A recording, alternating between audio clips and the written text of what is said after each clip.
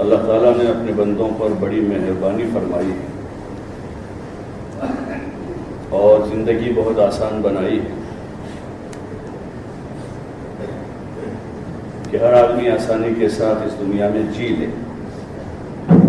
غریب ہو، مالدار ہو، پڑھا لکھا ہو، ان پڑھ ہو، شہری ہو، دیہاتی ہو، خصوصاً وہ اپنی بنیادی ضرورتوں کو آسانی سے پورا کرے۔ ہوا ایسی ضرورت ہے کہ تھوڑی دیر بھی نہ ملے تو آدمی کی جان خطرے میں ہے، بالکل فری میں ہے، اور ہر جگہ وہ دستیاب ہے، کمرے میں ہو، باہر ہو، میدان میں ہو، جنگل میں ہو، ہر جگہ ملتی ہے۔ چار آنے کا اس کا خرچہ نہیں اور کوئی ایکسٹرا کام نہیں کرنا آدمی کو اس کو حاصل کرنے کے لیے، ایسا سسٹم ہے کہ خود ہی وہ جسم دیتا ہے، نکالتا ہے، کوئی محنت نہیں۔ پانی ضرورت ہے، اللہ نے اس کو آسان کر دیا، عام کر دیا۔ وہ تو ہمارے زمانے کا المیہ ہے کہ بکنے لگا ہے پانی، ہمارے زمانے کا المیہ ہے کہ بکنے لگا وہ، کہ پہلے ڈرایا سب کو، ایک دم سے گھبرا دیا، بہت ڈرایا، پھر بیچنا شروع کیا فلٹر کر کے کہ بھئی کنویں کا پانی پیو گے تو یہ ہو جائے گا، ندی کا پیو گے تو ایسا ہوگا، پتھر والا پانی آ جائے گا، ایسا ہو جائے گا، ویسا ہو جائے گا، ویسا ہو جائے گا۔ پہلے ڈرایا، یہی دھندا ہے، جیسے اس وقت ڈرا رہے ہیں پوری دنیا کو جنگ سے، اس سے، اس سے، اور ہتھیار بیچ رہے ہیں، اربوں ڈالر کے ہتھیار بک رہے ہیں آج۔ تو ایسے ہی ڈرایا پہلے اور پھر بیچا، اس کے پیسے بنانے لگے، ایسے اور چیز اللہ نے ان چیزوں کو آسان کیا ہے۔ ایسے یہ نکاح بھی جو ہے کھانے پینے کے بعد کی بنیادی، کھانا بھی اتنا ہی آسان ہے، ہم نے مشکل کیا ہے۔ کھانا جو ہے، جو روزی ہے انسان کی، ما من دابۃ فی الارض الا علی اللہ رزقها، زمین پر رینگنے والا، چلنے والا، چوپایا ہو، دو پایا ہو، کوئی بھی جاندار ہے، اس کی روزی کی ذمہ داری اللہ نے لی اور اتنی روزی مہیا ہے، زمین سے اتنی پیداوار۔ پہلے لوگ کم کھاتے تھے، پیداوار کم تھی، ابھی لوگ 2، 4، 5 وقت کھاتے ہیں تو پیداوار بھی اتنی ہے، اور جو جس وقت کی ضرورت ہوتی ہے۔ 100-150 سال پہلے پیٹرول کوئی جانتا ہی نہیں تھا، 150 سال پہلے پیٹرول کیا چیز ہے کوئی نہیں جانتا تھا۔ اس صدی کی ضرورت تھی تو پیٹرول نکالا زمین سے اللہ نے۔ لیتھیم کو کوئی نہیں جانتا تھا، اگلے زمانے کی ضرورت ہے، وہ نکلنے لگا اب سب جگہ، کہ جو ضرورتیں ہیں انسان کی وہ اللہ تعالیٰ نے مہیا کی ہیں اور سب موجود ہے۔ یہ تو خامخواہ کا شور ہوتا ہے کہ بھئی آبادی بڑھ جائے گی کیا ہوگا، آبادی بڑھے گی تو کیا ہوگا، بہت پبلک ہو گئی ہے دنیا میں، اس لیے مسائل آبادی بڑھنے کے نہیں ہیں، مسائل آبادی بڑھنے کے، آبادی تو اللہ کے ہاتھ میں ہے، بڑھانا اس کو ہے، روزی بھی اسی کو دینی ہے، اور اس کے خزانے میں جیسے آبادی کی کمی نہیں ہے، انسانوں کی کمی نہیں ہے، ایسے اس کے خزانے میں ان انسانوں کو ضرورتوں کے پورا کرنے کے اسباب کی بھی کمی نہیں، اس کے پاس کمی نہیں ہے۔ اس لیے کلام پاک میں اللہ تعالیٰ کا ارشاد ہے، لا تقتلوا اولادکم خشیۃ املاق نحن نرزقهم وإياکم، کہ فقر کے خوف سے اپنے اولاد کو قتل نہ کرو۔ وہ تو ایک جاہلیت تھی کہ بیٹیوں کو قتل کر دیتے تھے یا زندہ درگور کر دیتے تھے، یا ہمارے برادران وطن میں دودھ پلا دیتے تھے۔ ہمارے برادران وطن میں پرانا یہ ہر جگہ مشرکوں میں یہ چیز تھی، مشرکین مکہ میں یہ تھا کہ دفن کر دیتے تھے زندہ، یہاں دودھ پلا دیتے تھے، یعنی اس کو دودھ میں ڈبو دیتے تھے، چھوٹے بچی کو 10-15 کلو دودھ پتیلے میں بھر کے اس میں ڈبو دیتے تھے، دودھ پلا دیا، اب وہ اندر مر جائے گی وہ۔ تو یہ ساری جہالتیں اور اللہ کو نہ جاننے کی وجہ سے کہ آدمی یہ بولتا ہے کہاں سے لائیں گے، کہاں سے کھلائیں گے، بچے زیادہ ہوں، ان میں سے جتنے سفید داڑھی والے ہیں سب 8 10 12 بھائی بہن ہوں گے، جتنے بھی سفید داڑھی والے. ہم لوگ ابھی تو میری پوری سفید نہیں، ہم لوگ 10 بھائی بہن. اور ابھی کی نسل ایک اور یہ ابا بھی کہنے لگتے ہیں، ان کی اماں بھی بولنے لگتے ہیں ہاں بھی وہ زمانہ نہیں رہا ویسا. یعنی اللہ بدل گیا کیا؟ حکومت بدلی ہے کیا وہاں؟ حالانکہ وہ خود 10 بھائی بہن ہیں، لیکن بچی کا مسئلہ آتا ہے، لڑکے کا، لڑکی کا مسئلہ آتا ہے، ولادت کا، پیدائش کا، ہاں اصل میں ایسا ہے ویسا ہے. یہ ساری وہی بولی ہے کیونکہ ہم نے ایمان کو بولا نہیں، اللہ کو بولا نہیں، اللہ کو جانا نہیں، اور وہ آواز زمانے میں غالب ہے. وہ زمانے میں وہ آواز غالب ہے. تو ایسے دور میں اور زیادہ ضرورت پڑتی ہے کہ اللہ کو بولا جائے کہ اللہ کرتا ہے، وہی کھلاتا ہے، وہی پالتا ہے، وہی پلاتا ہے. ان سارے وہی کے بعد ایک سوال آتا ہے کیسے؟ وہی کھلائے گا کیسے؟ وہی پالتا ہے کیسے؟ اس کا جواب یہ ہے کہ وہ اپنی قدرت سے کرے گا. نہ کسی کی زمین سے ہوگا، نہ کسی کی دکان سے ہوگا، نہ ڈالر سے ہوگا، نہ ریال سے ہوگا، نہ یورو سے ہوگا، نہ سونے سے ہوگا، نہ چاندی سے ہوگا، نہ زمین سے ہوگا، نہ آسمان سے ہوگا. اللہ کرے گا. اور وہ کیسے کرے گا؟ اپنی قدرت سے کرے گا، اس لیے کہ وہ قدرت کاملہ کا مالک ہے. اس قدرت میں اس کا کوئی شریک نہیں ہے. یہاں کی حکومتیں بدلتی رہے گی، یہاں کی حکومتیں بدلتی رہے گی. کلام پاک میں اللہ تعالیٰ نے پرانے زمانے کے نبیوں کے بھی قصے بیان کیے ہیں اور پرانے زمانے کے بادشاہوں کے بھی قصے بیان کیے. فرعون جو تھا نا، فرعون، یہ تو ابھی اتنا بڑا دعوے دار تو ہمارے کوئی ہوا نہیں ہے. جتنا بڑا دعویٰ اس نے کیا تھا اتنا بڑا دعوے دار تو ابھی ہمارے یہاں کوئی پریزیڈنٹ پیدا نہیں ہوا ہے دنیا میں اس وقت کہ جو خدائی کا دعویٰ کرتا، جو خدائی کا دعویٰ کرتا. اس نے تو دعویٰ کر دیا، اور صرف خدائی کا نہیں کہ میں تمہارا، کیونکہ ان کے وہاں تو شرکا ہیں، ایک دو سے تو کام چلتا نہیں. تو وہ یہ کہہ رہا ہے کہ میں تمہارا سب سے بڑا پروردگار ہوں، چھوٹا موٹا نہیں، سب سے بڑا. اس کا بھی قصہ بیان کیا اللہ تعالیٰ تاکہ لوگ عبرت پکڑے. اس لیے کہا جاتا ہے کہ کلام پاک سے ربط پیدا کرے. جو اصل علم ہے، جو اصل علم ہے، علم الہی، اس کو سیکھنا، اس کو سمجھنا، اس کا علم حاصل کرنا، اس کے لیے گھنٹوں، دنوں، ہفتوں، مہینوں، سالوں گزر جائے تو سستا سودا ہے. جن علوم کی اہمیت ہے اس کے لیے ماں باپ بچوں کے پیچھے لگ جاتے ہیں. پڑھنے بیٹھو، ٹیوشن جاؤ، اسکول جاؤ، کالج جاؤ. وہ 3 سال کا ہوتا ہے، وہاں سے لے کر 23 سال کا ہوتا ہے، وہاں تک پیچھے لگے رہتے ہیں. حالانکہ وہ پڑھ لینے کے بعد یقینی بات نہیں کہ کامیاب ہو جائے، یقینی بات نہیں ہے. اور جو علم بنیادی علم ہے ہر انسان کا، ہر غریب کا، ہر مالدار کا، ہر بچے کا، ہر بچی کا، اس علم کو ایک طرح سے کفایے کے طور پر کہ بھائی مکتب میں بھیج دیا بچے کو، یا وہ بھی بھاری ہو گیا تو گھر میں کوئی مولانا بلا لیا آدھا گھنٹے کی، اور ہو گئی بات، پوری قصہ ختم ہو گیا. رسمی طور پر ناظرہ ختم کر کے اس کو ہر بار پہنا دیا، چاہے ایک حرف بھی پڑھنا نہیں آتا، اس کو ماں باپ خوش ہو گئے. یعنی ایک رکوع کو بھی پورا وہ نہیں پڑھ پائے گا، پھر بھی اس کو ہاتھ پہنا دیا اور خوش ہو گئے ماں باپ کہ ہمارے بچے نے قرآن پورا کر لیا. ختم ہو گیا. قرآن ختم کرنے کے لیے نہیں ہے، اسی لیے ختم ہوتا ہے تب بھی دوبارہ شروع کر دیتے اس کو. والناس پڑھ کے پھر مفلحون پر پورا کر کے پھر چھوڑتے اس کو کہ ختم نہیں کیا ہے. یعنی تلاوت میں بھی ختم کرنے کے لیے نہیں ہے وہ کہ پورا کر دے، ختم سے مراد. اور وہ ویسے بھی چھوڑ دینے کے لیے نہیں ہے، دستور حیات. جب وہ حقیقی علم زندگیوں میں آئے گا تو یہ جو میں نے عرض کیا کہ بنیادی جو ضرورت ہے وہ سب آسان ہو جائے گی. پانی، کھانا. اس لیے جب تک حضور علیہ السلام کا تو ایک دور ہے جس کو خیر القرون کہا گیا، پھر خلافت کا دور رہا، پھر اس کے بعد کے ادوار رہے، یہاں تک کہ جو ملوکیت کے دور رہے اسلامی تاریخ میں، یعنی بادشاہوں کے، مسلمان بادشاہوں کے جو دور رہے، چاہے وہ عرب میں ہو، عجم میں ہو، وہاں تک دنیا میں ہوٹل نہیں تھی.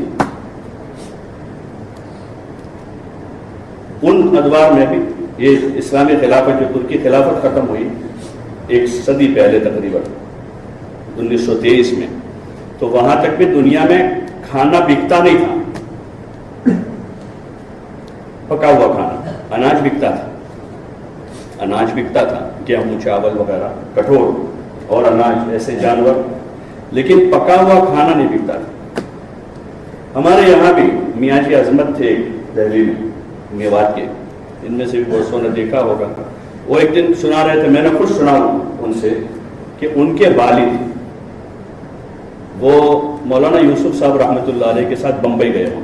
اب مولانا یوسف صاحب کا انتقال 65 میں ہوا ہے، اس سے پہلے کی بات، سن 1965 میں۔ تو بمبئی میں کسی جگہ انہوں نے کھانا کھایا اور باہر نکلے تو چونکہ ہوٹل میں کھایا تھا تو کاؤنٹر پر مولانا نے پیسے دیے، تو میاں جی کے والد نے مولانا سے پوچھے کہ کیسے پیسے دے رہے ہیں؟ تو مولانا کہ بھائی روٹی کھائیے نا، ان کی زبان میں یہ جواب آ رہا ہے روٹی کھائی نا بھائی، پیسے تو دینے پڑیں گے۔ تو وہ کہنے لگے ارے کیسا زمانہ آ گیا ہے، دنیا میں روٹی بکنے لگی۔ اور پھر کیا ہے کہ انہوں نے آ کر ہمارے وہاں گاؤں میں جب ہماری والدہ کو سنایا تو بولے میری ماں نے تو پورے گاؤں میں جا کے لوگوں کو کہا کہ لوگ ایسا زمانہ آ گیا ہے کہ دنیا میں روٹی بکنے لگی، دنیا میں روٹی بکنے لگی۔ تو جب تک وہ قرآنی تعلیمات والا دور تھا اس کی جھلک تھی، حالانکہ وہ کوئی پورا اسلام نہیں تھا، کمیاں تھی، کمزوریاں تھیں، لیکن پھر بھی روٹی بکتی نہیں تھی، اس لیے کہ وہ ضرورت ہے۔ اسلام میں میزبان مہمانی کے آداب ہیں، 3 دن تک واجب ہے میزبان پر کہ وہ مہمان کو کھانا کھلاوے، اور اس کے لیے رشتہ دار ہونا ضروری نہیں ہے۔ میں آ گیا بستی میں، میں نے مولانا سے کہا میں آپ کا مہمان بننا چاہتا ہوں، ٹھیک ہے یہ مجھے قبول کر لیں گے، یہ اسلامی طریقہ ہے کہ بھائی میں مسافر اجنبی آدمی ہوں، آپ کا مہمان بننا چاہتا ہوں، آپ کے گھر آ جاؤ، ٹھیک ہے آ جاؤ۔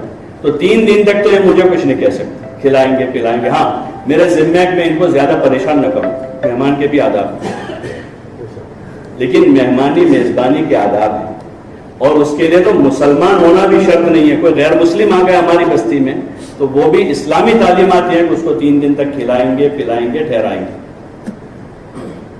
یہ تعلیمات ہے قرآن۔ اور آج سگا بھائی اپنے بھائی کے گھر جاتے ہوئے سوچتا ہے کہ کھانے کا ٹائم میں کیا کروں، وہاں جاؤں کہ ہوٹل میں فارغ ہو کر کام۔ بس یہ میں اصل جو بات عرض کرنا چاہ رہا ہوں کہ ہماری قرآن اور علوم قرآن سے دوری، اس لیے تکلفات اور رواجوں نے جگہ لے لی، تکلفات نے اور رواجوں نے زندگی میں جگہ لے لی، اور حکم نکل گئے، طریقے نکل گئے۔ ابھی پورے کے پورے تکلفات ہیں اور رواج، شادی میں، منگنی میں، عید میں اور زندگی میں رواجوں نے جگہ، حالانکہ رواجوں کی کوئی کتاب نہیں، اس کا کوئی لٹریچر نہیں ہے کہیں بھی، لیکن عمل میں وہ آ جاتے ہیں اور دیکھا دیکھی میں آتے ہیں۔ تو رواجوں نے جگہ لے لی، شادی میں رواج ہے، منگنیوں میں رواج ہے، کہیں 2 دن کھلاؤ، 3 دن کھلاؤ، 4 دن کھلاؤ، 2 وقت کھلاؤ، 5 وقت کھلاؤ، اتنے کپڑے دو، اتنا جوتا دو، اتنا زیور دو، ایسا دو ویسا دو۔ نکاح کے لیے ان میں سے کسی چیز کی ضرورت نہیں ہے، خود حضرت نبی کریم صلی اللہ علیہ وسلم نے 11 نکاح فرمائے، جس وقت کا جیسا موقع تھا، جس وقت کا جیسا، جس وقت آپ کا جو حال تھا۔ ایک موقع ہوا تھا کہ آپ سفر میں تھے، مسافر تھے، آپ بھی صحابہ میں مسافر تھے، آپ صلی اللہ علیہ وسلم نے سفر میں نکاح کیا مقام شریف میں حضرت میمونہ رضی اللہ عنہ سے۔ جاتے ہوئے رخصتی کا موقع نہیں تھا، چلے گئے، واپس آئے، اسی جگہ پر خیمہ تھا، وہیں رخصتی ہو گئی۔ صبح حضور صلی اللہ علیہ وسلم نے کہا کہ بھائی جس کے پاس جو ہے لے کر آ جاؤ، کوئی کھجور لایا، کوئی پنیر لایا، کوئی گھی لایا، کوئی شہد لایا، سفر میں جو توشہ ہوتا ہے سب۔ تو زمین میں چونکہ برتن بھی بڑا تھا نہیں، ایک گھڑا کھودا زمین میں اور اس میں چمڑا بچھا دیا، اس کی دیگ بنا دی، گھڑا کھود، اور وہ پنیر اور کھجور اور شہد اور سب کو جمع کر کے اس کو کوٹ دیا اچھے سے اندر، اور حلوہ بنا دیا اور اس کا ولیمہ کر دیا۔ کوئی تحالہ کہ آپ امام الانبیاء ہے، سب سے اونچی ناک تو آپ کی ہوگی، ارے بھائی سب سے لمبی ناک کس کی ہوگی؟ ارے بولو نا بھائی، آپ کی ہوگی سب سے لمبی، لیکن آپ کی ناک کٹی نہیں۔ ہماری یہاں جو کٹ جاتی ہے تھوڑی تھوڑی بات، ذرا سی بات ہے تو ناک کٹ جاتے، لوگ کیا کہیں گے، سماج کیا کہے گی، بھائی کیا کہے گا، بہن کیا کہے گا، دادی کیا کہے گی، نا کیا ہم نے ان کا کلمہ پڑھا، دادی کا کلمہ پڑھا ہے، نانی کا کلمہ پڑھا ہے، سماج کا کلمہ پڑھا ہے۔ حضور علیہ السلام نے آ کر ان سارے بندھنوں سے لوگوں کو آزاد کر دیا۔ یہی سب سے بڑا آپ کا احسان ہے انسانیت پر کہ آپ نے ساری انسانیت کو قوم اور سماج کے بندھنوں سے آزاد کیا. صحابہ دنیا میں جاتے تھے یہی کہتے تھے, لوگوں سے یہی کہتے من ضیق الدنیا الی سعتها, کہ ہم لوگوں کو دنیا کی تنگیوں سے نکال کر دنیا کی وسعتوں میں لانے کے لیے. یہی قوم اور سماج کے بندھن جو ہے, رسم و رواج کے بندھن ہے جس میں سب جکڑے ہوئے ہیں. 5 وقت کا نمازی بھی جکڑا ہوا ہے, اور حج کرنے والا بھی جکڑا ہوا ہے, پڑھا لکھا بھی جکڑا ہوا ہے, ان پڑھ بھی. سمجھدار جو ان ساری چیزوں کو سمجھتا ہے اچھی طریقے سے کہ یہ غلط ہے, یہ غلط ہے, یہ رسم ہے, یہ رواج ہے, ایسا نہیں ہونا چاہیے, ایسا, یعنی وہ سارا سمجھتا ہے, وہ بھی جھگڑا ہوا. اس کا حل یہی ہے کہ زندگی کو حضور والے طریقے پر لایا جائے. حضرت مولانا ابرار صاحب رحمۃ اللہ علیہ فرماتے تھے کہ جو آسان سنتیں ہیں اس پر عمل شروع کر دو, تو پھر جو مشکل لگ رہی ہے آگے جا کر اس پر عمل آسان ہو جائے گا. جتنا آدمی کر سکتا ہے کہ آدمی سنتوں پر عمل کرے. شادی ہے, سنت کیا ہے؟ شادی میں لوگ رواج پوچھنے جاتے ہیں, اور 10 سال کے بچوں کو بھی قوم کے رواج کا پتہ ہوتا ہے کہ رواج کیا ہے, لیکن شادی کی سنتوں کا پتہ نہیں ہوتا شادی کرنے والے کو بھی. پر سب سے بڑی سنت تو سادگی ہے شادی میں, اور آپ نے بڑی برکت کی دعا ہے ایک طرح سے, اعظم النکاح برکتاً ایسر و مؤونتاً, کہ سب سے اچھا برکت والا نکاح ہے جس میں خرچہ سب سے کم. نکاح کرنے والے پر کوئی خرچہ نہیں, لڑکی کے ذمے تو کچھ بھی نہیں, اس پر تو پھر بھی مہر ہے لڑکے پر. لڑکی کے ذمے چارانے کا خرچہ نہیں ہے, اور نہ اس کے باپ کے نہ اس کی ماں کے ذمے چارانے کا خرچہ ہے, اس لیے کہ یہ بنیادی ضرورت ہے. اتنی آسان ہے کہ جہاں دونوں عمر کے قابل ہو گئے ہیں وہ 1 مہینہ 1 سال میں نہیں 1 دن میں نکاح کر سکتے. اور حضور علیہ السلام نے ترغیب دی اس کی کہ جو لوگ استعداد رکھتے ہیں وہ نکاح کر لیں, تاخیر نہ کریں اس نکاح میں. اور اس میں آتا ہے دیوار کتاب میں کہ 3 چیزوں میں تاخیر نہ کرو, نماز وقت ہو جائے پڑھو, جنازہ تیار ہوگا دفن کر لو, انتظار نہ کرو فلاں آ رہا ہے فلانی آ رہی ہے, منہ دکھانے کا باقی, میت ہو گیا اب تو ہو گیا ہے تیار, اس کے تدفین کر دیں. اور اسی طرح لڑکی شادی کے قابل ہو جائے, اچھا جوڑا مل رہا ہے نکاح کر دیں. یہ نہیں کبھی آگے بڑی لڑکی باقی ہے, بڑا لڑکا باقی ہے, یا اس کی چچا جات لڑکی کا تاریخ لینے کی ہے, اس کی شادی اس لیے بھی نہیں, یا موسم 12 مہینے شادی کر سکتے ہیں. کچھ جگہ ہے کہ بارش میں نکاح کرنا مکروہ ہے, بلکہ حضور علیہ السلام نے تو جاہلیت میں شوال میں لوگ نکاح نہیں کرتے تھے, اب شگن سمجھتے تھے اس کو. ہمارے برادران وطن کیا وہ نکاح اچھا نہیں ہوتا. حضرت عائشہ رضی اللہ عنہ کا نکاح جو حضور سے ہوا, جو آپ کی سب سے چہیتی بیوی تھی, ان کا نکاح شوال میں ہوا, اور رخصتی بھی شوال میں ہوا. تو نہ بارش کا موسم مانے نہ منگل کا دن مانے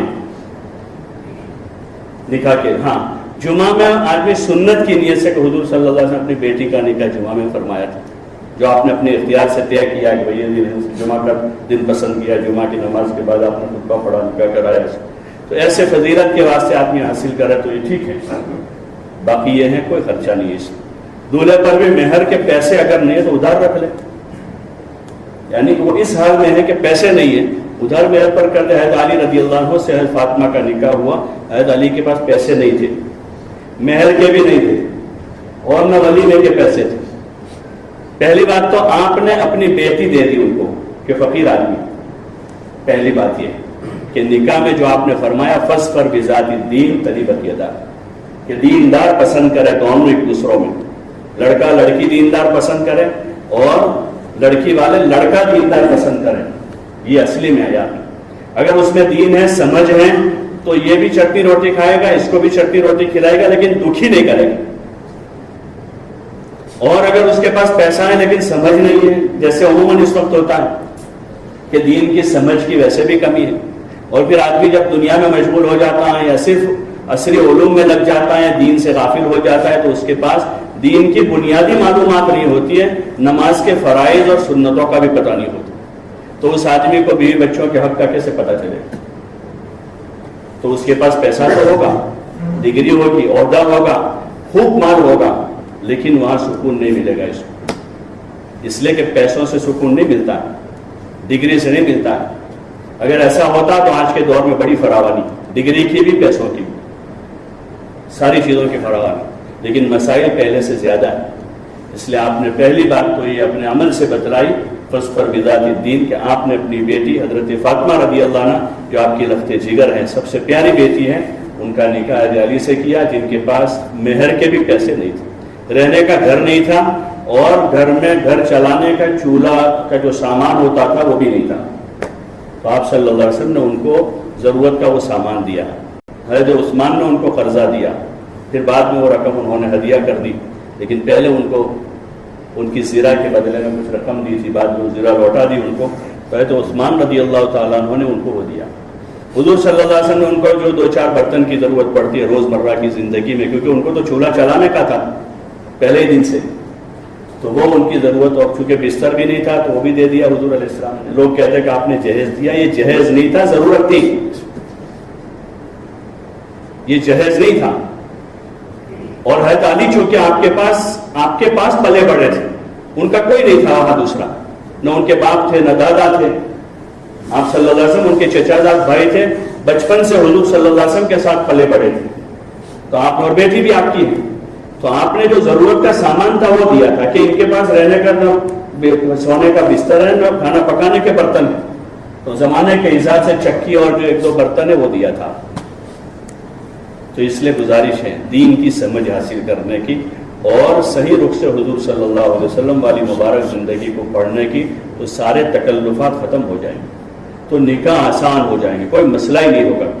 جیسے اس وقت تھا کہ کوئی مسئلہ نہیں تھا نکاح، اور آسانی سے شادیاں وقت پر ہو جاتی تھی، لڑکوں کی بھی لڑکیوں کی بھی، بیواؤں کے بھی نکاح ہو جاتے تھے کہ بیوہ ہو گئے ایک مرتبہ. حضرت خدیجہ کا تیسرا نکاح تھا حضور صلی اللہ علیہ وسلم کے ساتھ. اور اس کے بعد مدینہ کا جو معاشرہ بنا تھا، اس معاشرے میں بعض عورتوں کے کثرت سے نکاح ہوئے.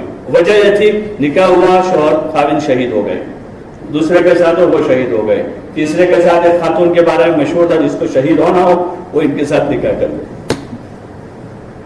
یعنی ایسا نہیں تھا کہ وہ بیوہ ہو گئے تب 2, 4, 5, 10 سال نکالے گی، پھر دیکھے گا کوئی ایسا اس کے جیسا مجبور معذور ہوگا تو وہی شادی کرے گا اس سے. یہ سارے معاشرے کے تکلفات صحابہ کے بارے میں ہیں کہ ان کی زندگیوں میں تکلفات نہیں تھے، اس لیے زندگی بہت آسان تھی، مزے سے جی رہے تھے. مزے سے، جب فقر میں تھے تب بھی مزے سے جی رہے تھے، اور جب اللہ نے فتوحات کر دی تب بھی ان کی زندگیاں بڑی سکون اطمینان سے گزری. اس لیے گزارش ہے دین کو سیکھنے کی، اس کی سمجھ حاصل کرنے کی، اور ان چیزوں پر ہمارا ضمیر ہم کو اندر سے کھٹکتا ہے وہاں رک جانے کی. ہاتھ باندھ کے دے نہیں دینے ہیں معاشرے کے ہاتھ میں، سماج کے ہاتھ میں، بلکہ اندر کھٹکتی ہے بہت سی. اسی لیے ایک آدمی سے اردو نے کہ استفتی نفسک، کہ اپنے آپ سے پوچھ تجھے اچھا لگتا ہے ایسا؟ نہیں لگتی ہے بہت ساری چیزیں. ایک شریف آدمی کو چیزیں اچھی نہیں لگتی کہ اس کے گھر میں جوان لڑکے لڑکیاں آپس میں بیٹھ کر باتیں کر رہے ہیں، کہ شادی کے دن اس طرح لڑکے لڑکیاں جمع ہو، 2 دن 3 دن 4 دن. ایک مسلمان نہیں ہوگا، خالی شریف انسان ہوگا، وہ بھی اس کو پسند نہیں کرے. اس لیے گزارش ہے کہ جو رسومات ہے اس کو ختم کریں. ہاں یہ صرف 15-20 منٹ کہہ لینے سے ختم نہیں ہو جائیں گے. عملی جدوجہد چاہتے ہیں، عملی جدوجہد چاہتے ہیں، اور اس کے لیے ایک طرح سے کہ آپ حضرات کو اپنے گھر میں برا بننا پڑے گا.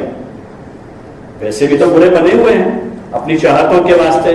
کسی کو بہن اچھا نہیں کہہ رہے، کسی کو بھائی اچھا نہیں کہہ رہا ہے، کسی کو بھائی بخیل کہہ رہا ہے، کسی کو بہن کہہ رہی ہے کہ بدتمیز ہے، کسی کی ماں کہہ رہے ہیں کہ ایسا. ویسے بھی تو برے بنے ہوئے اپنی بد اخلاقیوں کی وجہ سے، اپنی دینی کمزوریوں کی وجہ سے.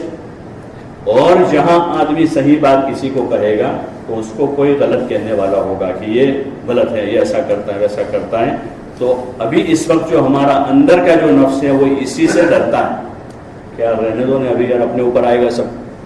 اچھا خاصا ماحول کسی چیز کا بن جاتا ہے، پھر آخر میں کسی ایک آدمی پر تو کیا یار ابھی سب میرے پر آئے گا. حاجی صاحب بات تو برابر ہے تمہاری، لیکن سب میرے پر آئے گا کہ اس نے شادی میں ایسا کر دیا.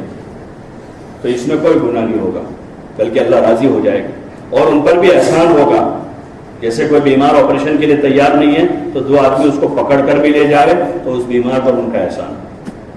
تو اس لیے گزارش ہے کہ رسومات سے اپنے آپ کو بچاؤ، اور اس کا واحد حل ہے کہ سنتوں کو جگہ دیں. سنتوں کے لیے جگہ کر دیں گے، رسموں کے لیے جگہ نہیں بچے، اور انشاءاللہ پھر زندگی آسان، نکاح وقت پر ہو جائیں گے. اور ہمارے یہاں تو ہو ہی رہے تھے، ہمارے یہاں تو ویسے ہو ہی رہے تھے وقت پر، یہ تو ابھی المیہ ہو رہا کہ اب تاخیر سے ہونے لگے لڑکیوں کے نکاح، کہ 18 سال ہو جائے، 20 سال ہو جائے، 22 سال ہو۔ امریکہ کے ایک صوبے میں 16 سال کی عمر ہے لڑکی کی نکاح کی۔ ابھی ہم لوگ گئے تھے ادھر تھائی لینڈ، وہاں دونوں کی عمر 16 سال، لڑکا بھی لڑکی بھی دونوں 16 سال میں شادی کر سکتے، دونوں شادی کر سکتے 16 سال۔ وہ تو ہم نے خود اسلام چھوڑا، ہم نے خود حضور کا طریقہ چھوڑا، باقی ہم جتنا کر سکتے ہیں اس میں کیوں کمی کرتے ہیں؟ جتنا ہم کر سکتے ہیں اس میں کیوں کمی کرتے؟ اس کے بعد قانون تو آئے گا، حکومت کا قانون، اس کے بعد ہم جو کر سکتے ہیں اس میں کیوں کمی کریں؟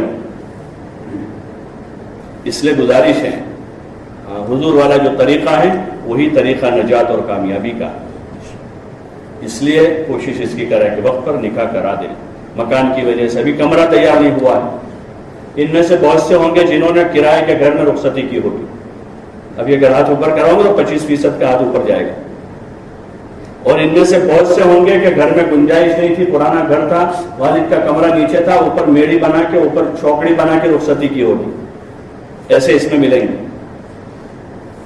اور اب آیا کہ بھائی فرنیچر تیار نہیں ہے، کم اس کے لیے 6 مہینے کا انتظار ہو رہا ہے، اس کے لیے سال کا انتظار ہو رہا ہے، وہاں تک کہ لڑکا لڑکی جتنے زنا کریں گے اس کے ذمہ دار ان کے والدین ہیں، اس کا پورا بوجھ ان کے اوپر آئے، کیونکہ وہ تو دونوں تیار ہیں نکاح کرنے کی، تاخیر ان کی طرف سے ان رسومات کی وجہ سے، ورنہ وہ تو لڑکی 9 سال کی ہوئی تھی، بالغ ہو گئی تھی، تب سے وہ اس کو اتنا شعور نہیں تھا، لیکن 10 سال میں، 11 سال میں، 12 سال میں، 13 سال میں اس کو اندر پختگی آ گئی ہے اور اس کے اندر شعور پیدا ہو چکا ہے، وہاں سے لے کر اب جتنے سال بڑھ رہے ہیں، یہ لڑکا 15 سال میں بالغ ہو گیا۔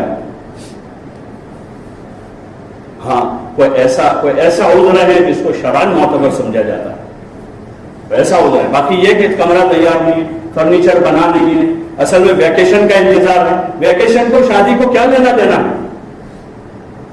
ویکیشن اور شادی کا کیا مطلب، کیا مسئلہ اس میں؟ اتوار اگر چلو میں چھٹی کا دن بھی کرنا ہے تو اتوار کو چھٹی ہوتی ہے ساری اسکولوں میں، پھر سال بھر میں بہت ساری 2-3 چھٹیاں جمع ہوئے، بھائی قریبی رشتے داروں کو آپ کو بلانا ہے خوشی میں، تو سال بھر میں ایسی کتنی چھٹیاں آتی ہیں جس میں 2 چھٹیاں ایک ساتھ جمع ہیں، اس میں کر سکتے ہیں، لیکن یہ سارے رسومات ہیں جن رسومات نے نکاح کو تاخیر کروائی، اور انہی رسومات کی وجہ سے نکاح مہنگے ہوئے۔ مولانا عمر صاحب رحمۃ اللہ علیہ فرماتے تھے کہ نکاح مہنگے ہوں گے، زنا سستے ہو جائیں گے، اور یہ بھی وجہ ہے نکاح میں تاخیر بھی زنا کا سبب ہے۔ ایک غیر مسلم شاید جینی تھا، وہ ایک اپنی مجلس میں جس میں لڑکے لڑکیاں سب ہیں، اس میں وہ ان سے پوچھ رہا لڑکیوں کو کہ ان میں سے کتنی لڑکیاں کالج میں اتنی پڑھ رہی ہیں، اور ان کی عمر چونکہ 20, 21, 22, 23 ہو جاتی ہو، تو وہ ایک لڑکی کو کھڑا کر کے پوچھ رہا ہے کہ تمہاری کالج میں اتنی لڑکیاں ہیں، ان لڑکیوں میں سے کتنے فیصد لڑکیاں ایسی ہیں جس کا کسی سے افیئر نہیں ہے؟ تو اس نے کہا 1% ہوگی بس۔ وہ خود ان کا نہیں، اپنی قوم کو، غیر مسلم کو یہ سمجھا رہا ہے کہ تمہارے نکاح کی تاخیر کی وجہ سے یہ لڑکے لڑکیاں زنا میں مبتلا ہوتے، وہ یہ سمجھا رہا ہے ان کی قوم کو، وہ غیر مسلم ہے۔ اور یہاں اسلام میں حیا اور پاک دامنی، جس کو شعبۃ من الایمان کہا، سب سے بڑا شعبہ ہے، تو ہمیں اس کے راستے کھول رہے ہیں، ہم ہی راستے کھول رہے ہیں۔ جہاں عمر کے قابل ہو جائے، حضور علیہ السلام نے کہا نکاح کروا، حضرت عمر رضی اللہ عنہ تاکید کرتے تھے کہ اپنے لڑکوں لڑکیوں کے نکاح کروا دو، غلام باندیوں کے بھی نکاح کروا دو، اور پھر کہتے تھے میں نہیں کہہ رہا ہوں، اللہ کہہ رہا ہے، انکحوا الایام منکم والصالحین من عبادکم وامائکم ان یکونوا فقراء یغنیہم اللہ من فضلہ۔ اللہ تعالیٰ نے اس آیت میں کہا ہے کہ اگر وہ فقیر ہوں گے، یعنی ان کی استعداد کمزور ہے مالی اعتبار سے، جس کو اپنی زبان میں کہتے ہیں کہ وہ ابھی پگ پر کھڑے نہیں ہیں، تو اللہ تعالیٰ یہ کہہ رہا ہے کہ اللہ تعالیٰ نکاح کے ذریعے سے ان کو غنی کر دے گا۔ اللہ یہ کہہ رہا ہے کہ نکاح کروا دو، غنی ہو جائیں گے، اور ہم یہ کہہ رہے ہیں کہ غنی ہو جائیں گے پھر نکاح کریں گے، خدا سے مقابلہ ہے یہ۔ اور عموماً یہی ہوتا ہے، اس میں بھی اگر آپ کو تجربہ کرنا ہو تو کریں کہ شادی کے بعد ہی آدمی کی روزی میں وسعت ہوتی ہے۔ آدمی کا سونے کا پلنگ بھی اس کا نہیں ہوتا جب تک شادی نہیں کرتا، باپ کے کھاٹ پر سوتا ہے وہ، رہنے کا کمرہ بھی اس کا نہیں ہوتا، باپ کے گھر میں رہتا ہے، لیکن نکاح ہوتا ہے تو سب سے پہلے اس کا پلنگ بنتا ہے اور چیزیں اس کے نام سے آتی ہے کہ یہ اس کا ہے، اس کے نام سے کمرہ بنتا ہے کہ اس کا کمرہ، ابھی تو شادی شروع ہوئی، اور پھر نکاح کے بعد دھیرے دھیرے آپ دیکھتے ہیں وہی آدمی جو ادھر ادھر جا رہا تھا، 1 سال میں 2 سال میں یا تو جاب پر لگ گیا، کام پر لگ گیا، کاروبار کرتا ہوگا، کچھ پیسے بچاتا ہو گیا، 2 4 5 سال ہوتے ہیں تو ایک ٹکڑا زمین کا خرید لیتا ہے کہ برکتوں کا دروازہ کھلتا ہے۔ اس لیے گزارش ہے ان چیزوں میں ہم خیال کریں کہ جو بچے بچیاں ہیں، پوتے ہیں، نواسے ہیں، پوتیاں ہیں، نواسیاں ہیں، ان کے نکاحوں کی فکر کریں، یہ بڑا کام ہے، خود ہی خاندان میں کریں ایک دوسروں تاکہ جلدی ان کے وقت پر نکاح ہو جائے، دوسرا سادہ ہو تاکہ آسان ہو جائے، غریب سے غریب آدمی کا نکاح آسانی سے ہو جائے، اور جو رسومات ہیں ان رسومات کو ختم کرنے کی کوشش کریں، اس سے انشاءاللہ زندگیوں میں برکت ہوگی، لڑائیوں سے، جھگڑوں سے اور تکلفات سے زندگیاں پاک ہو جائے گی، اغراض سے پاک ہو جائے گی تو زندگی کا صحیح مزہ ملے گا۔ دنیا میں بھگتنے کے لیے پیدا نہیں کیا اللہ نے، یہاں بھی اللہ تعالیٰ نے، دنیا میں بھی اللہ تعالیٰ نے بندوں کے لیے حکم دیا ہے کہ یہاں اگر ایمان اور اعمال صالحہ کے ساتھ ہے تو حیات طیبہ یہاں بھی دینے والا، جنت تو ہے ہی لیکن یہاں بھی حیات طیبہ کا وعدہ ہے، وہ حیات طیبہ ایمان اور اعمال کے ساتھ ہے۔ اس لیے گزارش ہے کہ اس کی نیت کریں، نیت کرتے ہیں انشاءاللہ، کون نیت کرتے ہیں، سن کے پورا کر دیں گے۔